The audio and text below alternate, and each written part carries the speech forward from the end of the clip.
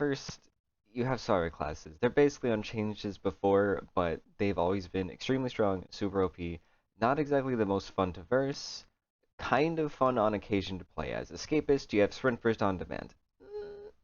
Kind of annoying, actually, especially because you can give it to all of the other survivors. Guide, you show, you see all of the generators, you get to have Flashbang. Probably the most well-balanced one, in my opinion. It's definitely the weakest one, though, which is makes it a little bit, it feels not super fun to actually use. Medic, super fast healing, insta-heals, pop half of a heal in literally a millisecond, heal people mid-chase. It's really strong. Scout, infinitely rebuild God palettes. It is very strong. And the new one, the most important one, I suppose, for this patch is Torchbearer. This could be argued as to be worse than Guide, but it's very dependent. You get a flashlight and you go for flashy saves. That's what the class does. That's its main gimmick. And you also get the flashbang. This can be wildly inconsistent because maps are really big, which makes it hard to traverse because you're not escapist. You can't like run up to the killer. There's more loops, which means there's more walls for killers to look at. And additionally, there's two killers that you have to be thinking about at all times, which can make it harder just in every way to actually get the flashy saves. I would honestly say it's easier to get saves with Escapist and having people just go down under pallets and then 150%, sprint bursting your ass all the way over there. But it does have base kit Wiglif and reverse BT, which is a little bit ridiculous, a little bit kind of super ridiculous, but when you put it in context of Escapist, Medic, and Scout, it's actually not that big of a deal. Wiglif only triggers when you pick somebody up, which only triggers if a killer slugs, which only triggers if basically only triggers if a survivor goes down on our pallet, which is incredibly frustrating as killer. And there really does kind of feel like there's nothing you can do because it gives them Wiglif. But still, relative to, sprint burst every 30 seconds, it's kinda not that big of a deal. And the reverse BT, it's very specific. The person who's saving the person has to be injured while a killer's there, and they have to get hit within 10 seconds. It's like very specific, but when it does happen, it is kind of a niche. Probably the more important thing than Torchbearer is tonics. Tonics, one of them is relatively fine for the survivor side, which is the one that heals you. Healing you in like 6 or so seconds, I don't know what the exact time is, but it's like pretty fair. But the other one, removing an entire ass health state for like the 6-second interaction or whatever, is insane. It is ridiculous because you spend such a small amount of time. First of all, 1v4, Shoulder the Burden is quite possibly the strongest perk in the game. And what they did was they added Shoulder the Burden, except it's not off of a save. It doesn't require a specific person to do it, and that health state just disappears. Nobody's getting exposed. Nobody is now, there to be hit and put then onto Deathhook in turn. No, it is just gone. It is crazy to me that they made this such a fast interaction for what is so incredibly strong. The only reason that this is balanced somewhat is because people will use this on their first hook, which means that later the people who are on 2 hooks can't get rid of their hook states and you kill them. That's like the only thing that balances, but it is incredibly strong. Meanwhile, you look at the killer side tonics and it's 10% haste for 20 seconds, I believe, which is enough to get you one hit probably. And I would say even then, like, it may not even be helping you that much depending on, like, your killer power or what kind of god palettes you're dealing with. Like, if there's 2 palettes that are dropped during your 10% haste and they're both god palettes, which is very likely given that Scout makes infinite god palettes, it's quite possible that you basically get no real value out of your 10% haste. And again, this is juxtaposed by literally removing an entire health state. Like, the main reason to get a tonic as killer is to hopefully deny them from survivors, which I'm not even certain if that's how they work. I don't know if they're limited to whoever gets there first or they both have independent resources. But if that is how that works, that's the only reason you as a killer should go out of your way to get a tonic, is to make sure a survivor doesn't get one. Then you have the issue that has kind of always been there, is the catch-up mechanic. Every hook, it's a 2.5% gen speed increase, and every gen that's completed is a 5% gen speed detriment. Now, there's a couple issues with that. First, if you were to total up all of the hooks, that would give you 60% extra gen speed. Now, obviously, that's not realistic because that's killing every survivor. But let's say you have every single survivor on death hook, which is what the game pushes you into by showing you survivor ores whenever a gen pops, or survivor ores that only have the least amount of hooks whenever a gen pops. So that would be 40% extra gen speed. Again, that's presuming no gens have popped, but like we're doing a little bit of math here. 40% extra gen speed. Now you have 8 gens for Survivor, they give you 5%. So if you were to do all of the gens, that would give you a 40% demerit on your gens. Of course, that isn't how that would happen because the last gen doesn't count, so it'd be a 35%. So even both before thinking about like the logistics of everything, at base, killers can give you 40% more speed, while survivors can give you 35% less. So there's already a 5% imbalance in favor of survivors, just like at base. And that is not even like thinking about the fact that the first 4 gens probably aren't going to even have any of the demerits on them because survivors are going to be spreading out to work on them, meaning your hooks are just going to be helping them and making them go faster and faster. And then as the game goes on, those demerits become a little bit less important because survivors will start, doubling, tripling, quadrupling up on gens, which the main thing about gen speed slowdown is that you want to be able to interrupt those gens. But if every single gen that has that slowdown on it is getting, tripled up on, it's unlikely you're going to be able to stop them. You're going to be able to extend the time it takes to do that gen aside from just like those few base kit seconds. But the extra gen speed that you give to survivors feels a lot more impactful because it's going to be happening earlier on in the game when survivors are needing to do more gens and when they're spread more out because you don't have any pressure. You get your first couple of hooks and now survivors who aren't being chased, they just go so much faster and it feels quite bad. And it's not uncommon for your first down to have like 4 gens pop. I literally had a match where I was playing as Wraith and I kicked 2 pallets as Wraith.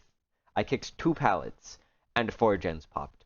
Gen speeds go crazy fast even before like factoring in all of the demerits and bonuses that happen. Killer feels rough, and this 2v8 is especially bad because they have nerfed almost every single class. I don't know why, but Enforcer, previously, there was a 30-second cooldown on your haste, and now it is a 60-second cooldown. It is twice as bad cooldown-wise. But, even worse, the cooldown is going to trigger more often, because before, the Enforcer mark would only trigger when your teammate injured somebody near you, and then you got the down, and then you would get the lunge or whatever, right? Now, it's whenever you injure a survivor. You basically are only going to be having that 3% haste for like 4 or so chases. And in my opinion, since most of the killers are going to be using their powers for a lot of hits, the extra lunge doesn't really matter, but the 3% haste can. If you're playing Spirit and you're 110, getting that extra 3% can be helpful to reduce the amount of W King survivors can do compared to a lunge where a lot of the time you're just playing with God pallets. Like your lunge doesn't matter. 15 seconds, it's like 1 pallet kick and then a W key. You're pretty much not going to be having that much value out of your lunge because it just is not long enough to matter. Additionally, Brute. This one was like giga nerfed. They did the same thing with the 30-second cooldown going to 60 seconds. So now whenever you trigger your class, you aren't able to have that extra break speed for 60 seconds, which is crazy. And additionally, instead of giving your teammate haste, instead it puts a trap on the gen that gives the survivor who repairs it 5% hinder for 12 seconds. That is horrid. That is terrible. This is probably the worst class that there has been in 2v8. 5% haste is almost nothing. It only lasts for 12 seconds, incredibly short time, and it only applies on survivors outside of chase. Meaning that if you hear this and you immediately go back, there will maybe be 3 to 4 seconds of hinder applied to that survivor, which is literally 1 pallet break, and then it's gone. And in exchange, during that time, you don't have your extra kick speed. I genuinely think that if you're playing Brute, it is probably best for you to never kick a gen, because all you're doing is putting your kick speed on cooldown. You just want to be using that for pallets. It is actually a terrible class. I don't understand. Fearmonger. It also received, every single class for some reason received the 30-second to 60-second cooldown. Fearmonger is no exception. And additionally, instead of giving 10% haste to your teammate, you reveal auras. I it's just worse. It's just way worse. I don't get it. Shadow is probably the only killer class that is buffed, because in the past your terror radius would be gone while you were next to your killer teammate, which isn't that big of a deal because your killer teammate's terror radius fills that in. Now whenever you get a hook, it'll apply the undetectable and then you have the 60-second cooldown. I'd say Shadow is probably the only one that got even like kind of buffed, but undetectable is already on the nicher side, so it kind of needed a buff. The classes are across the board worse, and Survivor is already way stronger than Killer in this mode, so it's bad. Additionally, the variety in killers you can play, 7 of the killers are dash killers. You have Billy, arguably Nurse, Oni, Blight, Wesker, Chucky, Dracula. So many of them are just like the same fundamental power, just executed in a different way. I would say like the most interesting of those is Wesker, because you can actually do funny things where when you get a grab, your teammate can hit them, kind of like how Deathslinger works, where you both get like a double hit on somebody. But pretty much everyone else, there's not something very unique about them. The other killer who got like a notable like change, I mean they added Chucky, but he's like pretty bugged right now, which granted isn't exactly their fault. It's not like they planned on him being bugged for 2v8. It's just kind of an unfortunate outcome, but it doesn't help. Probably the most notable killer change to me is Nemesis. Nemesis having 4 zombies now is actually pretty interesting because it gives you passive slowdown and it also gives you info. He is probably the most interesting support killer in 2v8 because of this. Now, something that I suppose would always end up rearing its head in any like team game of 2v8 or of DBD is that solo queue killer is so incredibly different from comms with killer. And the biggest way that this is shown is the ability to tunnel. Not even like tunnel like off of hook, but just to like focus down somebody who is on death hook. Because if you get a hook and you say, "Hey, this person, this person is on death hook." If you see them, make sure you prioritize them. Is way more valuable because you need to be killing people, because otherwise, the more hooks you spread, the more survivors get gen speed bonuses. The faster gens go, the harder it is for you to play. It is really bad for you to spread hooks. It is super punishing. It is explicitly more punishing for you to spread hooks than to tunnel. If you're on comms, you can say, these people are on death hook. Make sure that you find them and you kill them. Because when you're on your own, you can't tell your other killer that, and you are only going to be covering a small part of the map. You're not, so it's very possible that you will not see the Death Hook survivors again, and it's going to be your killer teammate who sees them. So you being able to say, hey, here's the person that needs to be tunneled out, you're just going to be way more efficient about getting somebody out. When you play solo queue killer, it basically feels impossible to win. If you get more than like a 4K, that is like a godsend match. Like 4K is like the highest you're likely to get in solo queue, unless you're just happen to be playing with like Nurse Blight combo, right? But when you're in a Swift or a Quiff, when you're in a Quiff, then you get to have the person who kills somebody, at 6 gens or 5 gens or whatever.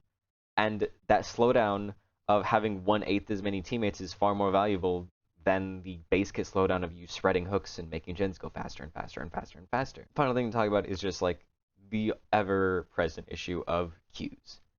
I am a killer main. I don't really like playing Survivor, so every time 2v8 comes out, I basically just can't play DBD. Queues are like 8 minutes.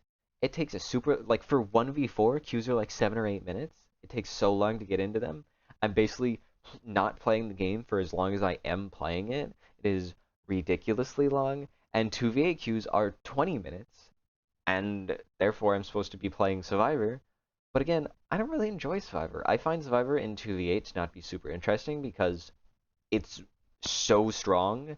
Additionally, there's like no MMR in 2v8, which means that I'm playing against like baby killers, which feels really bad because like I'm not a good survivor. But 2v8, you don't need to be a good survivor because it's god palettes and there's just so many god palettes. It is just not that big of a deal. I'm a terrible survivor. If a killer commits to me, they're probably going to lose. I am like consistently, like every other match when a killer chases me, 4 gens will pop during my chase and the killer will not have even hit me.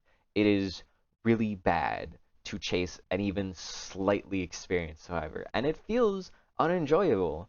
And that's not even thinking about classes, not even thinking about NCOs, not even thinking about removing hooks, not even thinking about sprint burst on demand, like all of that. It feels bad as survivor because like this is like a 5 hour baby killer that I'm getting matched into. That was like, I don't want to play this game with my friends, and now I'm just like destroying them.